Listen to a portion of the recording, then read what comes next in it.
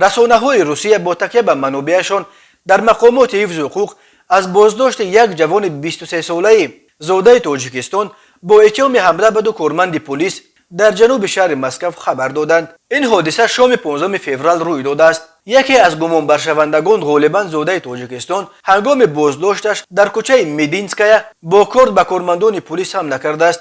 دو نفر جراحت برداشتند. خبر داده است منبع خبرگزاری تاس کوچه میدینسکایا در منطقه بیرولیوف غربی جایگیر شده است. بنا به معلومات شبکه رنتوی، کارمندان پلیس در پی به دستشان رسیدن خبر زنوزنی 3 نفر در درآمدگاه یک بنا به کوچه میدینسکایا آمدند. به پلیس خبر دادند که یکی از اشتراکیان زنوزنی در دست کار دارد. هنگام بازداشت این جوان مسلح با کارد، دو کارمند پلیس از ناحیه‌های دستانشان با کارد زخمی کرده است. در پی این به جای حادثه کارمندان بیشتر پلیس آمدند. حملگر یک جوان 23 ساله زاده تاجیکستان بوده در مسکو جای زیست دائمی نداشته است. کارمندان آسیب دیده پلیس را با زخم‌های دست در بیمارستان بستری کردند. خبر داد رنتوی. در رابطه با این حادثه علیه پرونده جنایتی نیز شدند. با جوان تاجیک برای زورآوری نسبت به نمایندگان دولت هنگام اجرای وظیفه‌شان بر اساس ماده 318 کودکس جنایتی روسیه تا 10 سال زندان تهدید میکند.